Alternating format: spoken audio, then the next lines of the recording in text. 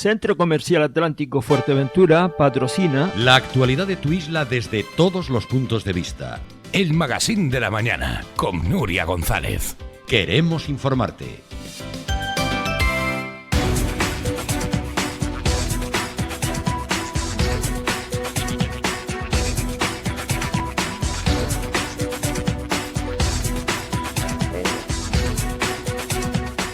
Bueno, estamos de vuelta en esta mañana en la que decíamos que ayer Puerto del Rosario vivió muy intensamente ese encendido navideño. Es desde luego una de las fechas favoritas para la familia, y cuando hablamos de familia hablamos de mayores y de pequeños, puesto que ayer veíamos a vecinos prácticamente de todo el municipio concentrarse en 1 de mayo y también en esos pases de eso video mapping. Hay que felicitar a todo el equipo de Paco Rodríguez y todo ese equipo de profesionales que nos demuestran que aquí en la isla de Fuerteventura tenemos un talento creativo de sobra. David de Vera, alcalde, buenos días. Muy buenos días, Nuria. ¿Usted también vivió con ilusión ese encendido? Sí, es nuestro segundo encendido de lo que llevamos de legislatura, y la verdad que corrigiendo errores del año pasado, y había muy buen ambiente, esa ilusión, los niños pues al inicio de esa cuenta atrás del encendido. Y también dentro de esa producción majorera hablamos de 2 majoreros que fueron los que dieron ese pie de inicio del encendido, que fue tanto Guille como Sandra, y bueno, fue parte de nuestro inicio de todo el programa de actividades que tenemos desde el día 2 de diciembre hasta el día 5 de enero. Bueno, el programa está colgado en el digital de Onda Fuerteventura, en las redes del Ayuntamiento, es fácil seguirlo, hay actividades prácticamente todos los días. Ayer preguntábamos también al alcalde sobre esa fiesta de Nochevieja, 31 de diciembre, es una de las fechas también más esperadas por los jóvenes, sobre todo. ¿Vuelve de nuevo a la Plaza de la Paz? Sí, tanto la fiesta de Nochevieja, la cabalgata de Reyes, diferentes. Llevamos la Navidad por los pueblos con un pequeño acuerdo que tenemos con la Pioná para ir pues cantando villancicos por diferentes pueblos del municipio, con representación, con adornos navideños, con talleres también de la Navidad, con también la parte de cultura se incorpora en este programa navideño con diferentes actividades, comercio a través de diferentes actividades, festejos, participación ciudadana, servicios, que al final servicios es el que está pues un poco dándole forma a todos los montajes previos de cada una de estas actuaciones, y lo que queremos es eso, pues dar un amplio abanico de posibilidades de diferentes alternativas en esta época navideña, donde se contempla desde el mercado navideño, desde el minitren, desde talleres de dulces y repostería, desde villancicos y representaciones, desde la apertura de nuevo del Belén gigante del Barranco Pilón. Pues bueno, al final recuperar muchas de las tradiciones.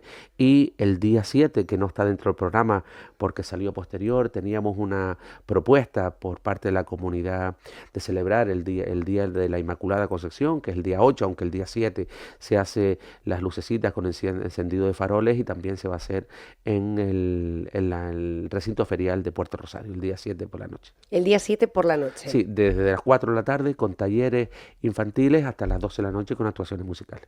Bueno, pues toda esa programación, que es muy intensa y es mejor tenerla guardada quizá en el teléfono móvil para saber qué se puede hacer, con la apertura del Barranco Pilón, muy esperada también durante este año. El año pasado acogió a cientos de vecinos, imagino que este año pues también será así. Será el día 9, y donde participan varios colectivos, ya son asiduos Bajo y Limpio en su colaboración directa, y diferentes colectivos, y lo que se pone es eso, el valor, no solo ese Belén del Barranco Pilón, ese Belén gigante del Barranco Pilón, sino también la vinculación que existe al patrimonio y la cultura y la historia del antiguo Puerto Cabras con el actual Puerto Rosario. Por lo tanto, yo creo que es importante pues mantener parte de la historia y siempre mirando al futuro.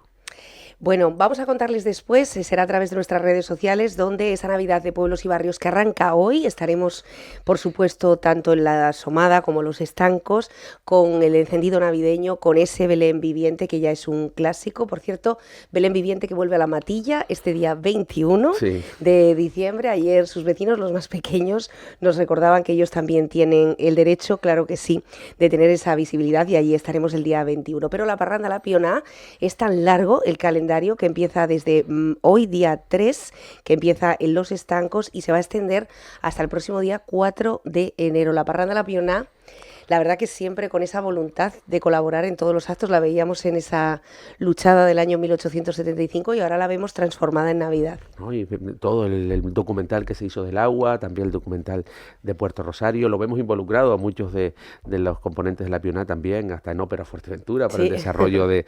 Y la luchada, el 150 aniversario de la luchada en la Ampuyenta, y ahora pues queríamos seguir trabajando de forma, recuperando pues antiguas tradiciones que estaban consolidadas en Puerto Rosario, como es los cánticos de villancicos en los diferentes pueblos y barrios del municipio. Por eso recurrimos a ellos para no solo la parte de escenificación, sino también la parte de cultural y folclórica. Bueno, pues un videomapping que merece la pena ver, por eso ayer hubo 3 pases, imágenes que estamos viendo ahora mismo en directo para aquellos que nos siguen a través de nuestra televisión o nuestras redes, y como ven, una iglesia que, bueno, pues ayer concentraba con atención, con respeto, con silencio, ese videomapping que a todos, bueno, pues de alguna forma, pues sí, nos emocionó, porque tuvo un inicio, un desarrollo y un cierre muy bonito, muy interesante. Como decíamos, felicidades a todo ese gran equipo. Bueno, esto es en cuanto a la Navidad. Yo quería hablar hoy también de vivienda. Alcalde, dábamos una muy buena noticia la pasada semana. Por fin, esas reuniones que ustedes han mantenido, esa continua demanda frente al ICABI de esas más de 40 viviendas, parece que va a ser una realidad. Parece que el Consejo de Gobierno ha dado luz verde ahora sí, de forma definitiva. Sí, sobre todo de todo lo que veníamos trabajando, la demanda de vivienda, la puesta a disposición de suelos que el ICABI dispone en Puerto del Rosario, más de 9.000 metros cuadrados vinculados a la construcción de vivienda social, diferentes proyectos que ya estaban aprobados por Consejo de Gobierno pendientes de esa licitación. Vemos como ahora salen 47 proyectos, 47 nuevas viviendas ya a licitación, pero que detrás hay muchas más. Estamos hablando hasta un total de 263 viviendas en calle Cisneros, hablamos también de Rosavila, hablamos de diferentes ubicaciones en Puerto Rosario que van a dar un montante total de 263 viviendas. Todo esto se debe gracias no solo al empuje por parte del Ayuntamiento, sino al Instituto Canario de la Vivienda, a su director general, el señor Antonio Ortega, como al consejero, a Pablo Rodríguez, que todo lo que hemos exigido o de alguna manera negociado con el propio gobierno de Canarias, pues se ha visto plasmado, no solo el borrador de presupuestos 2025, como vemos la ampliación de la depuradora de Puerto Rosario, 2,5 millones. El consejero Manolo Miranda ha estado al frente de esta negociación y al final se ve reflejado en los presupuestos de la Comunidad Autónoma de Canarias, 2,5 millones para la ampliación de la depuradora Puerto Rosario. También vemos el depósito de laminador, que era importante sacarlo, también se encuentra reflejado. Hemos visto también, como pedíamos y reivindicamos a todas las fuerzas políticas, preparamos un pequeño dossier, y cuando no era el presidente del gobierno, cuando no era a la diputada, cuando no era a todos los diputados del Parlamento de Canarias de los diferentes grupos políticos, pedíamos también el sistema general del R1, que es ese sistema general que viene por la Diego Miller hacia Majá Marcial, que pasa por la estación de Guagua. También dentro de una enmienda se encuentra, así nos lo han comunicado, que ya se encuentra dentro de incorporar de los presupuestos. Pues al final son pequeñas actuaciones que con la presión o la colaboración de todos vemos que se van haciendo realidad. Muchos de esos necesidades de Puerto Rosario, la salida al tráfico pesado del muelle de Puerto Rosario planteado en el plan general, que era una reivindicación también nuestra, no solo con la ampliación del muelle, que ya está adjudicado, 47 millones de euros, la mejora del muelle cruceros, el cual se dio 2 meses de prórroga, se terminará en febrero con esas propuestas de mejora, la colaboración del Cabildo con la mejora de la avenida marítima justo en la salida del muelle, donde ya se está ejecutando la obra, y nos quedaba esa salida del vehículo pesado, que también se plasmaba en ese dossier, esa solicitud que hacíamos del Ayuntamiento, y que existe muchas posibilidades de que los borradores presupuestos 2025 también se encuentre incorporado. Por lo tanto, podemos decir que de esas prioridades que hemos marcado, no era una carta a los Reyes Magos, sino eran prioridades y demandas importantes para el desarrollo de Puerto Rosario, pues vemos cómo se da respuesta. Y eso es de agradecer, y sobre todo lo que nos queda es trabajar de forma conjunta para materializarlo. Y también el centro de salud, que se me quedaba atrás, del Matorral, donde una vez conocimos que no estaban dentro de los presupuestos 2025, lo primero que nos pusimos en contacto fue con el director insular de Salud Pública, donde estuvimos barajando diferentes posibilidades. Se presentó dentro de las enmiendas comunes al Gobierno de Canarias y podemos decir, tuvimos la consejera el otro día aquí, donde ya se incorpora también el centro de salud del Matorral. Ayer teníamos la confirmación por parte de Mario Cabrera, también de Jana González y de Natalia Évora, la confirmación de que esto que se había desdibujado de un presupuesto se iba a contemplar. Teníamos la confirmación de Lola García, no solamente para el Matorral, sino también para el Centro de Salud del Castillo. Quiero dejar muy claro esto, porque los vecinos de Caleta de Fuste en algún momento han podido entender si esto era un pulso político, si qué político o qué organización política tendría más fuerza, quién iba a poner el primer bloque. No estamos hablando de ese debate, al menos eso es lo que ayer nos trasladó también nuestros diputados nacionalistas. Espero que sea la misma línea el resto de las organizaciones políticas, porque además fueron los primeros en alzar la voz, y también por parte de la presidenta, ¿no? Sí, en este sí. caso es una visión insular. Nosotros vamos de la mano con el Cabildo de Fuerteventura, lo vimos en las Tierras Raras, lo vimos lo estamos viendo también en la oposición a la incorporación, al montaje de esos parques eólicos fotovoltaicos sin ningún tipo de ordenación dentro del suelo insular y también del municipio, y por lo tanto el del plan territorial que se está elaborando por parte del Cabildo, donde hemos participado en todas las reuniones técnicas con las previsiones del ayuntamiento y esas bolsas de suelo del ayuntamiento para el desarrollo urbanístico. Lo hemos visto también en el desmantelamiento de la central térmica del Charco y la previsión por parte del ayuntamiento de ceder suelo en plantas nuevas. Pues al final tenemos que ir de la mano si queremos un modelo de isla y un crecimiento ordenado, donde todos los ayuntamientos, hay que agradecer a la presidenta del Cabildo todas las reuniones transversales que tienen con los ayuntamientos para los temas importantes de la isla, y que al final repercuten en un mayor desarrollo y bienestar social de los vecinos y vecinas.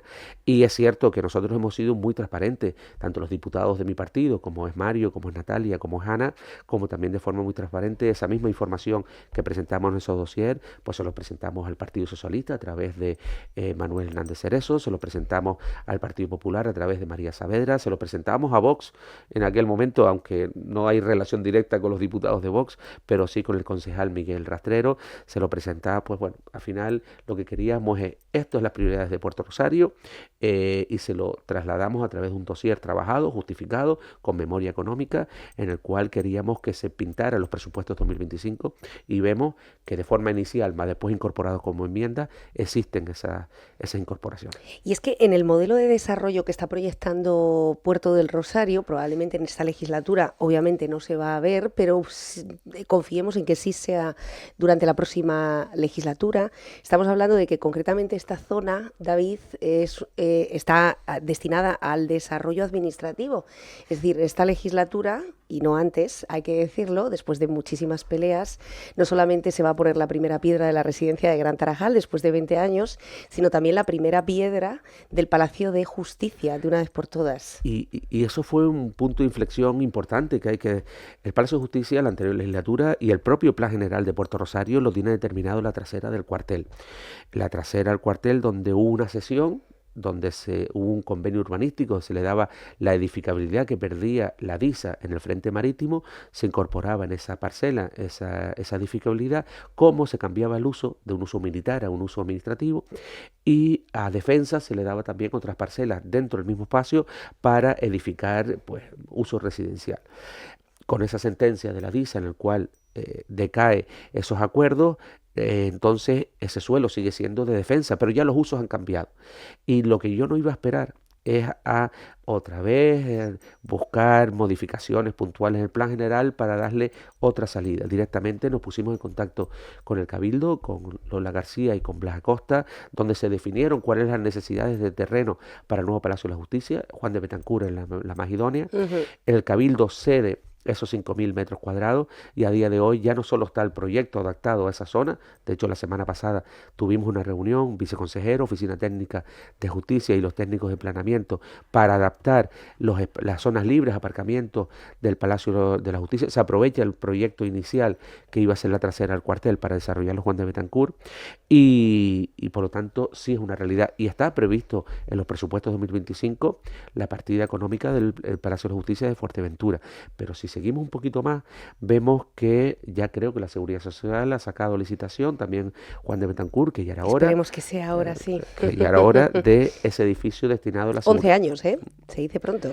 Pero es que tenemos ahora mismo varios proyectos, solamente la de Juan de Betancourt, vinculados a un desarrollo administrativo y de espacios libres. Hemos presentado a la Consejería de Turismo, a infraestructuras turísticas, donde había una convocatoria de 16 millones de euros.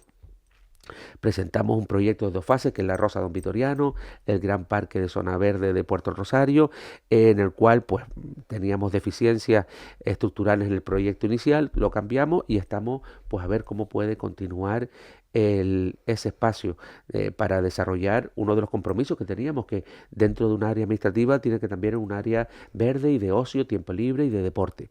Hemos visto cómo hemos podido recuperar la inactividad, porque recordemos que el 1 de mayo que salió a licitación, la empresa pues un poco rehusó de continuar con la obra por la modificación de los precios, por los precios unitarios, por el contexto internacional. Nosotros la sacamos en 2 ocasiones, en agosto y en septiembre, quedó desierta las 2 veces, tuvimos que volver a modificar el proyecto, y a día de hoy está ejecutada, firmada el acta de inicio, y el día 7 de enero, cuando pasen esta fecha, se reactivará la 1 de mayo, con algunos cambios sustanciales o no sustanciales vinculados al sentido de los viales. Pues sí, pues estamos atendiendo algunas demandas de que los vecinos así y los comercios de la zona nos han comunicado, sin perder el espíritu peatonal y rodonal de esa calle, pero sí contemplando algunas deficiencias que sí entendemos que contempla el propio proyecto. El hecho de que el tráfico vaya hacia el centro y no se expulse del centro, explicaba Ana Hernández aquí la semana pasada. Claro, sobre todo es que no podemos crear un cuello de botella en la unión de la 1 de mayo con la León y Castillo, donde ahí pasan muchas guaguas que vienen no solo al instituto, sino a otras zonas, al Colegio Sagrado Corazón, y lo que no podemos hacer son cuellos de botella en el centro. Tenemos que permitir la movilidad de esos vehículos desde el centro a la periferia. Por lo tanto, estamos con algunos cambios que no son sustanciales del proyecto, pero que son importantes a la hora de permitir una mayor movilidad de los vehículos en esa zona, y también sin perder el espíritu inicial, que es el tránsito del peatón, la movilidad del peatón y ese rodonal que permita también una mayor continuidad de la 1 de mayo hacia la zona alta de Puerto Rosario. 38.000 vehículos tenemos en Puerto del Rosario. 38.000 vehículos censados, una población residente de cerca de 45.000, y hablamos de una densidad de vehículos importante, que eso hay que añadirle todo como una ciudad administrativa, todos los vehículos que vienen de otros municipios, de otras localidades, a desarrollar su actividad profesional. Por lo tanto, es una ciudad en la cual no debemos de permitir un desarrollo exclusivamente al vehículo, sino buscar periferias de aparcamiento, no en zona centro, y luego favorecer el transporte público y favorecer la movilidad del peatón dentro de Puerto Rosario. Vemos como las líneas 2 y 3 cada vez están reajustando más sus servicios, cada vez están mejorando más sus servicios. En el borrador de presupuestos 2025 incorporamos la partida económica para poder llegar hasta la Honduras, que era también una demanda importante de los vecinos de la Honduras, como también en el último pleno vimos la modificación presupuestaria que llevamos al parque de la Honduras, 265.000 euros, 275.000 euros para equipamientos de Playa Blanca, 350.000 euros para continuar con asfaltados y las bandas de reducción de velocidad. Pues bueno, al final son inversiones necesarias para cubrir esas demandas que estaban por parte de la población y que no se habían desarrollado previamente. Bueno, lo comentábamos la semana pasada, los vecinos de La Mareta, si no hay noticias son buenas noticias, y ellos mismos nos decían que las obras estaban viento en popa y que estaban satisfechos con todo lo que se estaba desarrollando hasta ahora por parte del ayuntamiento. Ustedes encontraron 3 grandes puntos negros, vamos a decir, ni siquiera es un tema de la legislatura pasada, es un tema de cómo se hacían las cosas y no ahora, hace quizá 20 o 25 años, pues como bien podían o como bien sabían, pero desde luego allí en esos suelos, Montaña Alta de Playa Blanca, el Matorral, Llanos de la Mareta, las personas en base a esa manera de legislar compraron suelo, hicieron sus casas, tenían incluso una escritura. Lo que no tenían era esos recursos de alumbrado, de aceras, de saneamiento, etcétera, ¿no? Claro, Entiendo que esto es uno de los temas más complejos. Vemos, Teniendo en cuenta que el derecho a la casa, el derecho al suelo de los vecinos, ¿no? claro, y sobre todo es la falta de la regulación urbanística de los usos posibles en determinadas zonas. Es decir, con la aprobación del plan general se crea un instrumento de ordenación donde deja fuera de la ordenación algunas construcciones y algunos desarrollos que era necesario pues tener una mayor regularización a la hora de poder después desarrollar infraestructura futura. Con esto lo que quiero decir es que vemos lo que pasa en Llanos La Mareta, que cuando entramos a principios de esta legislatura vimos que se estaban desarrollando o se desarrollaron obras sin ningún tipo de regulación jurídica, sin autorización de los propietarios, en viales que a día de hoy no han sido recesionados por parte del ayuntamiento, por lo tanto no son suelos regulados urbanísticamente por este ayuntamiento, pero que generaban inseguridad no solo por los aparcamientos, por estar abiertos al tránsito. Nosotros lo primero que hicimos fue pedir un informe jurídico sobre ello, el cual el informe jurídico fue bastante conciso a la hora de si son viales los cuales el ayuntamiento permite su tránsito, deben de, sin atender a quien es la propiedad, se debe garantizar la seguridad de esas zonas y de esos vecinos. Por lo tanto, en base a ello, hemos ido trabajando en la redacción del proyecto de asfaltado, en la redacción de proyectos de mejoras del barrio de La Mareta. Hemos tenido que ponernos en contacto con los propietarios de los viales, las cuales a día de hoy, lo puedo decir porque tengo la autorización para ello, nos firmó la autorización del uso y la cesión para el asfalto de esos viales, por lo tanto, a día de hoy está el expediente amarrado, seguro jurídicamente para cualquier técnico del ayuntamiento que se puedan desarrollar esas obras y seguro para la administración donde vamos a invertir dinero público en mejora del servicio de una zona residencial que a día de hoy queda pendiente por regularizar y recesionar, que se está trabajando a través de la concejal Ana Hernández, que ya se mandaron los informes de plan, que ya recibimos por parte de AESA, que tenemos que presentar un informe de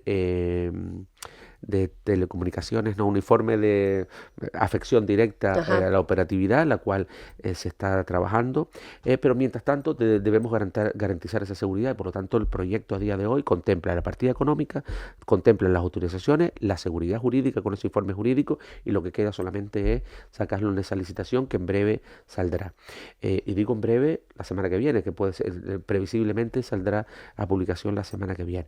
Pero es que también lo hablábamos en asfaltados de Camino a la Placeta Antetir, donde ya hoy está trabajando el Cabildo cambiando las redes del agua, nosotros cambiando fibra óptica y asfaltado, donde el día de ayer hicimos el acta de replanteo de la FV 225, que es toda la carretera que viene de Haifa a Tetir, pasando por el colegio, donde el consorcio cambia las tuberías y nosotros asfaltamos todo prácticamente desde Haifa hasta la rotonda, con algunos pueblos interiores, como vemos también nos habíamos comprometido en Tejuate, Casillas del Ángel y en Tefía.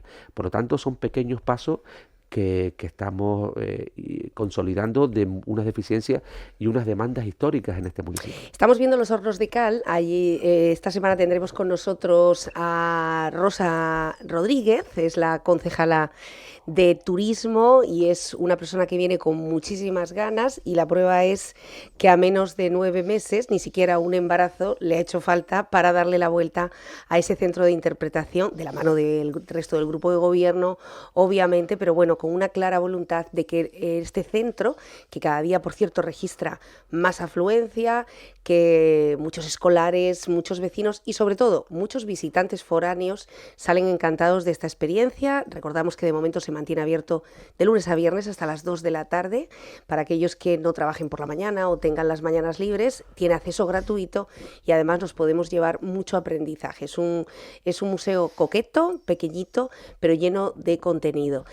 Pues bueno, estamos viendo que, incluyendo este centro de interpretación de los hornos de cal y la Molina, que dentro de poco esperemos que abra sus puertas definitivamente, en la Charca, este es uno de los paseos en esta imagen, uno de los paseos más envidiables que cualquier capital querría tener, ¿no? Estamos hablando del Charco, cuyas viviendas miran al mar, de forma absolutamente pionera y al contrario que el resto de Puerto del Rosario, creo que este era el modelo de desarrollo que se tenía que haber tenido desde el primer momento, probablemente por la actividad pesquera de sus trabajadores, pero uno de los deseos es que esta avenida conecte, David, con Puerto Lajas. Y en el medio hay un escollo enorme que se llama Central Eléctrica, y tan imprescindible como innecesaria en esa zona, podríamos decir, que parece que hay un impulso nuevo, lo contaba Cristina Valido, ustedes le trasladaban esa petición de que se traslade de una vez por todas a Zurita. ¿Qué posibilidades reales, porque entenderá que los vecinos llevan escuchando lo de la central eléctrica del Charco, usted mismo también lo habrá oído Sí. durante 20 años, ¿no? ¿Qué posibilidades reales hay de que esto se materialice? Vamos, sobre todo siendo, como usted bien dice, bien realistas. Nosotros hemos tenido en esta legislatura varias fases complejas. Primero, la situación de emergencia energética, en el cual el gobierno de Canarias declaraba, donde para Fuerteventura implementaba unos 50 megavatios, donde se repartía por varios municipios. Y ahí presentamos unas alegaciones diciendo que nosotros, aún siendo emergencia energética, no íbamos a permitir seguir aumentando el número de motores o aerogeneradores en el interior de la central térmica del Charco, porque exigíamos también ese desmantelamiento. Por lo tanto, proponíamos otros suelos alternativos, proponíamos que estuvieran vinculados a zonas que no afectaran a zonas residenciales, pero no seguir incrementando la central térmica del Charco.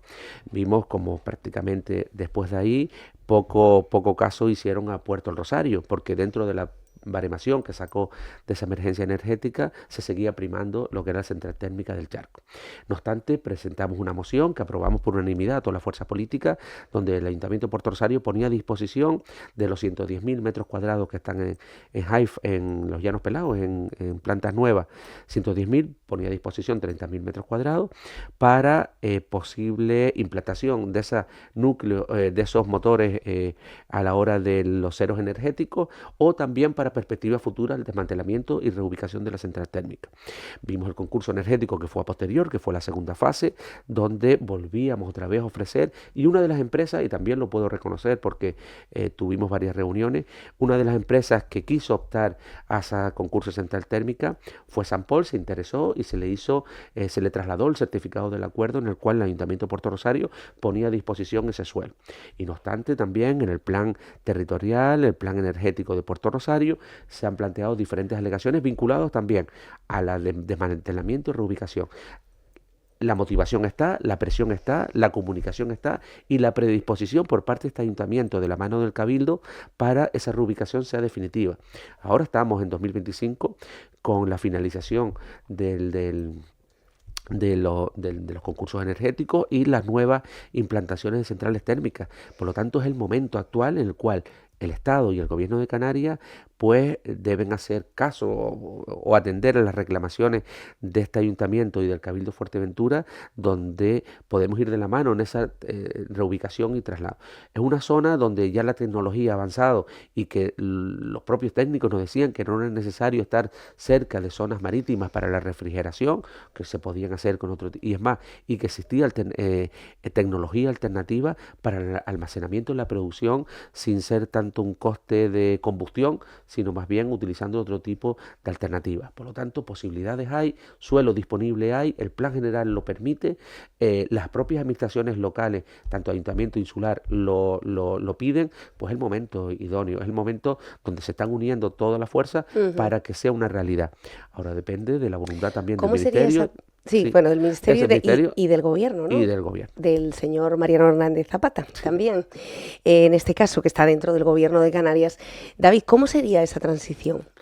Bueno, yo entiendo que con el desarrollo de todas las energías alternativas, eólicas, tú tienes que tener un equilibrio de regular las intensidades de producción en la red de Fuerteventura. Por lo tanto, es necesaria una central de producción alternativa o térmica, como es este caso.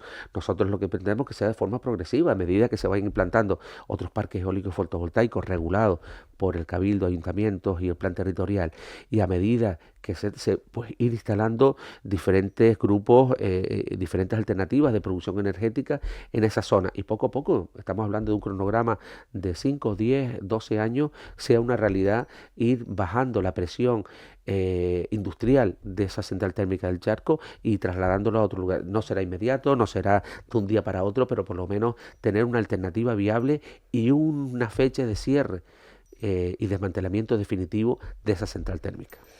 Bueno, pues así están las cosas en el desarrollo, ¿no? No en la actividad inmediata, que es la que come completamente la agenda de Bora, podríamos decir, la agenda del alcalde y de los concejales. Hay que tener una mirada a medio plazo y a largo plazo. A mí me gustaría saber qué pasó con ese concurso que la pasada legislatura hicieron sobre el suelo de la Disa, si realmente ese uso, porque estamos hablando de una gran superficie, Eso un suelo que estaba afectado. Por sentencia judicial lo recupera la DISA. A día de hoy no pertenece al ayuntamiento. No pertenece, ni es un suelo en el cual sí ha cambiado los usos del frente marítimo de la DISA está regulado por un plan general, al igual que la trasera del cuartel, no son usos que no volverán a un uso militar, por así decirlo, tiene un uso residencial. El propietario sí, es defensa, el acuartelamiento Soria 9, el propietario de ese suelo, pero los usos son los definidos por el instrumento de ordenación como cualquier vecino dentro del municipio, donde hay una ordenación de los diferentes suelos con determinados de usos aprobados. Igual será el frente marítimo como la trasera del cuartel, ya están unos usos definidos, pero los propietarios son los que son, uno es la DISA y lo otro es defensa y la zona militar. El mercado de la avenida, sí. ¿Cómo va esa obra? ¿Qué se han encontrado? Bueno, le voy a ser sincero, dentro de las diferentes obras que nos encontramos, antes hablamos del 1 de mayo, con déficit, el inicio de ese proyecto que hemos tenido que modificar. Vemos también el Museo de Tetir, donde habían pues bastantes incidencias en el proyecto inicial. No sé si es que no se tramitó bien, pero a día de hoy estamos con los modificados de esos proyectos para que sean viables. Y otros es el mercado de abasto municipal, donde se sacó licitación en esta legislatura, pero el proyecto venía de atrás, un proyecto que era deficitario, un proyecto que no contemplaba una planimetría más exacta o también unas pruebas de resistencia y de carga de esos pilares que eran antiguos. Estamos hablando de ahí se desarrollaba el primer matadero de Puerto Rosario, que también era carácter insular, y de ahí se repartía. Pues bueno, tiene su historia, pero eran construcciones las cuales pues no garantizaban un aumento de peso en esa estructura. Uh-huh. Entonces, a medida que se desarrollaron las obras tras la licitación, nos encontramos con deficiencias, y esas deficiencias hemos tenido que hacer un modificado para refuerzos, para mejoras de la infraestructura, la cual ya está aprobado, se sigue trabajando, y se le amplía hasta febrero del año que viene para poder culminar las obras del mercado municipal de abasto y su vertiente gastronómica para degustación. Por lo tanto, ¿por qué hice estos proyectos así, donde realmente esos proyectos han tenido un punto en común, que es la deficiencia inicial de esos proyectos que no se adaptaban realmente a la culminación o terminación final y que se han tenido que modificar? Otro de los casos que le puedo poner arriba de la mesa es cómo nos encontramos el Centro Cultural de la Honduras desde el año 2022 sin ningún tipo de finalización ni movimiento. Hemos tenido que resolver el contrato con el promotor, muy sintiéndolo mucho. No es responsabilidad nuestra, la responsabilidad nuestra es llevar a término ese proyecto, y cuando ni el director de la obra del Centro Cultural de la Honduras ni la empresa promotora había un punto de encuentro, de conciliación, este ayuntamiento no podemos estar esperando mes tras mes. Entonces hemos resuelto el contrato y lo que vamos a hacer es hacer una acta de certificación del estado de las obras y terminarla para poder de alguna manera dar salida a todos estos proyectos que están pendientes de finalizarse.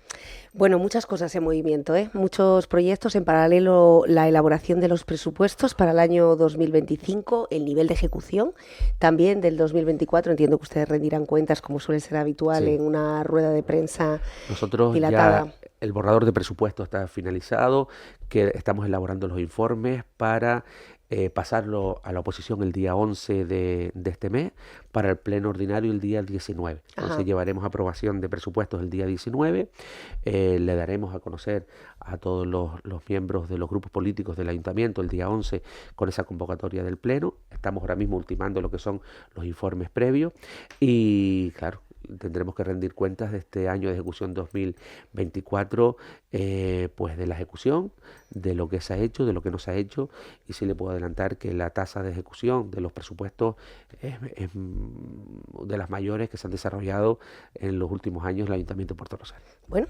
pues así sea. Sí quiero preguntarle, porque es un tema que está en la calle y a mí me gusta preguntar sobre lo que se habla dentro de las casas, que es lo que motiva a que nuestros vecinos, nuestros oyentes, gracias, por cierto, cada vez son más, gracias al último estudio de audiencias que ha recibido esta casa, pues son esto lo que trasladamos en estas entrevistas. Estamos hablando del carnaval, David, y de, bueno, pues hay una serie de desencuentros. Parece ser que cada vez ya es más viable que las murgas no se van a subir al escenario, a excepción de la Filarmónica Majo y Limpio y a excepción del trabajo que además vuelve otra vez a ser con carácter regional de gambusinos, puesto que otra vez llevan desde agosto ensayando. El trabajo de una murga en este aspecto hay que ponerlo en valor.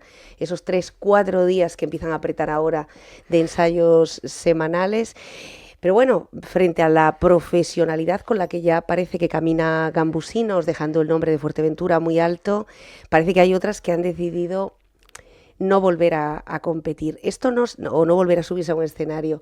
Esto no solamente es muy importante para el músculo del carnaval, sino para el concurso insular, que ustedes lo tenían siempre dentro del programa de las fiestas. A pesar de ser insular, estaba dentro de Puerto del Rosario. Quiero decir, el concurso insular muta a partir de ahora, ¿o no se hace? Claro, es verdad que el concurso insular, ahora lo hablamos, pero es la propia Federación Insular quien organiza el concurso insular de murgas con los componentes, con los grupos carnavaleros que estén en activo y que quieran participar.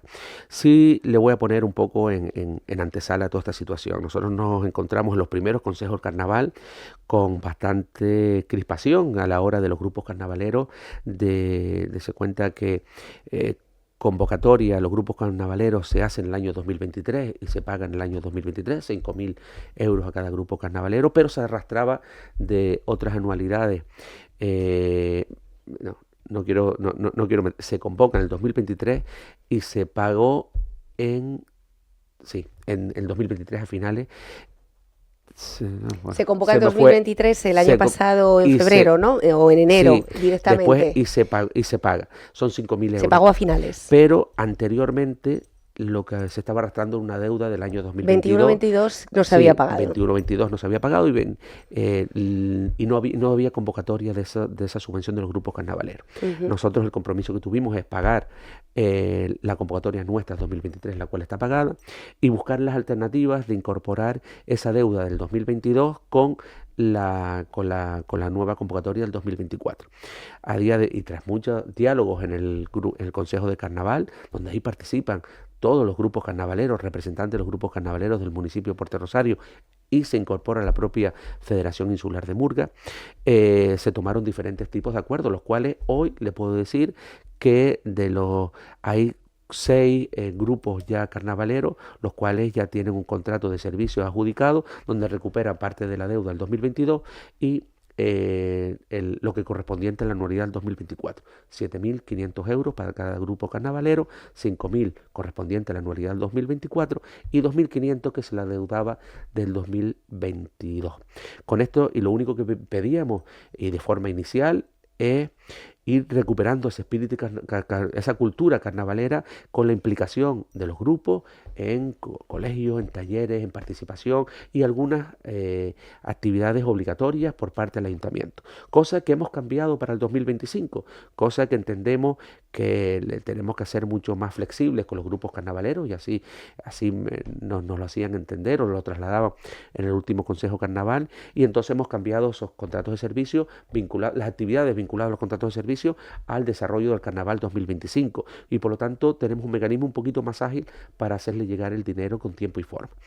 También nos reuníamos con los diseñadores de Reina, del cual el año pasado no hubo tiempo porque cuando sacamos la convocatoria los propios diseñadores decían que era imposible, y este año conseguimos ya no solo el local, a la cual le quiero agradecer a la línea de guaguas 2 y 3 que nos cede parte de una nave para el desarrollo de los diferentes diseños y trajes del carnaval, como algunas colaboraciones de patrocinios de muchas empresas para desarrollar hasta 6 reinas infantiles, el cual están previstas, y es el desarrollo de esos pues artistas y diseñadores. Y luego vemos como no existe cohesión. Yo entiendo que puede existir alguna enfados por el retraso en el pago del 2024, el cual se están ya resolviendo los contratos y pagando ese importe, recuperando esa deuda del 2022. Y esos enfados vienen también por un poco por la dilatación que hubo en qué mecanismo utilizábamos para intentar contemplar todos los gastos, incluido esa deuda, y que pueda ser factible por tanto la ley de contratos como para cada uno de los grupos. Ese mecanismo se encontró y ahora ya se están procediendo a los pagos de esos contratos. Pero nos encontramos de que el tejido asociativo de unión de esos grupos carnavaleros es débil. Y salvo algunos grupos es débil, y la falta de motivación, posibles enfados y la falta de unión entre, pues hemos visto como algunos grupos han ido cayendo.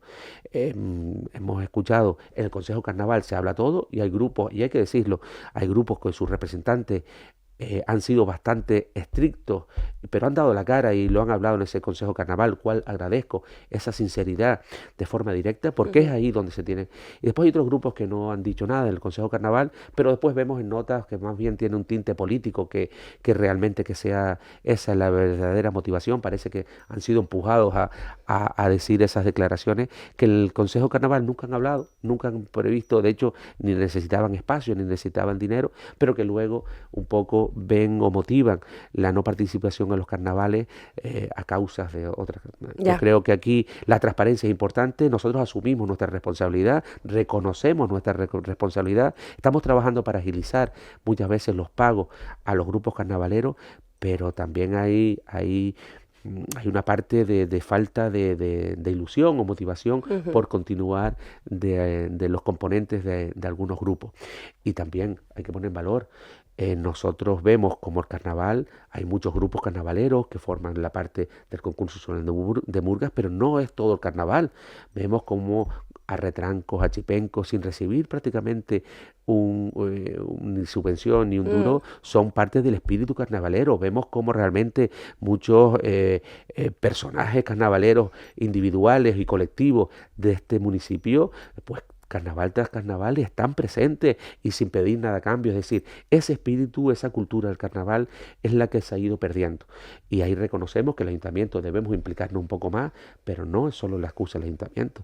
Falta esa unión, ese querer trabajar juntos por parte de muchos colectivos. Bueno, sobre todo porque en Gran Tarajal hemos visto como a lo largo de los últimos años, estamos hablando de los últimos 4 o 5 años, ha habido un crecimiento de murgas femeninas, murgas infantiles, y desde luego que no tiene nada que ver con el dinero, ¿no? En este caso, no está reñido en absoluto, no está motivado y si me por el pregunta dinero. El concurso insular, desconozco. Nosotros el año pasado ¿Se está hablando de Corralejo o se está hablando de nada? O Nosotros pistoletazo no habrá, entendiendo que no lo sé, ya es la Federación Insular. Nosotros lo que sí hemos hecho es, el año pasado ya dimos amplia cobertura a las murgas infantiles. Y es lo que vamos a seguir trabajando con las murgas infantiles, con las reinas del carnaval infantil y poner a disposición todos los recursos para mantener esa cantera de los grupos carnavaleros y sobre todo el apoyo a las murgas infantiles. Bueno, ya hubo una iniciativa en su día liderada por Baiti Santana y su equipo, que fue la Escuela del Carnaval en La Oliva, que se trataba precisamente de esto que está promoviendo David de Vera, que las murgas, además de subirse a un escenario, entendiendo que es un esfuerzo y que hay que robarle tiempo al tiempo, también contagien a los niños dentro de las aulas y se creen las canteras, pues donde se ha creado la cantera de la lucha canaria, de la bola canaria o del carnaval, que son en las aulas. Y si no, pues para muestra un botón qué pasa en los colegios cuando se eliminaron los terreros. Y seguramente pues la Federación de Lucha de esto sabe mucho de cómo tienen que captar a los niños de otra manera para que esto se lleve a cabo. Bueno, como siempre, muchas gracias por todo, David de Vera. Esperemos que sea así. No quiero despedirme sin antes comentarles que sí, que hoy parece que tenemos en vigor desde el punto de vista privado. Estamos hablando de Jorge Trujillo, de Sumiranca, de esas viviendas de protección, viviendas sociales en régimen general, hay que aclarar que son así, que se liberan a partir de hoy, según nos ha comentado la promotora. Nosotros sé que Sumiranca tiene varias promociones y desarrollos, varios proyectos. De hecho, estuvimos hablando estos días para el desarrollo de algunas viviendas. Vemos esas 47 viviendas que por fin el Gobierno de Canarias saca a licitación, que es importantísimo para Puerto Rosario, y son pequeños pasos. Uno es la iniciativa privada, la cual el Ayuntamiento, dentro de los usos disponibles y la legalidad, tiene que fomentar y permitir el desarrollo dentro del municipio, porque genera parte de esa vivienda y disponibilidad habitacional, como también es la vivienda pública, tanto en régimen de alquiler como en vivienda social, que es tan necesaria para Puerto Rosario. El otro día se hablaba del reto demográfico, el otro día se hablaba de los crecimientos poblacionales de diferentes islas. Tenemos dos situaciones muy diferentes en Canarias, islas como La Palma, La Gomera o El Hierro, donde realmente ellos piden no seguir descendiendo en población, ya no es que crezcan, sino que no quieren seguir perdiendo población. Islas como Lanzarote y Fuerteventura, donde el crecimiento está muy por encima de la capacidad que tenemos de restablecer los servicios básicos. Nosotros, en Puerto Rosario, atendiendo al crecimiento de inscripciones en censo de nuevos residentes, hablamos de 900 a 1.200 nuevos residentes anuales. Si 38.000 eran los vehículos inscritos a día de hoy en Puerto Rosario, tenemos de 900 a 1.200 nuevos residentes en Puerto Rosario, y con una incapacidad de darle servicio y respuesta a todos estos nuevos residentes, porque la administración es mucho más lenta a la hora de crecer en la infraestructura. Por lo tanto, toda esa inversión privada que llega es importante para seguir poco a poco pues permitiendo una mayor conciliación, tanto laboral, profesional y familiar. Y dentro familiar, del municipio. efectivamente. Bueno, y que no pierdan esa ilusión por seguir dotando a la ciudad de viviendas, de un lado lo público y del otro lado lo privado. David de Vera, feliz martes. Muchas gracias. Muchas gracias.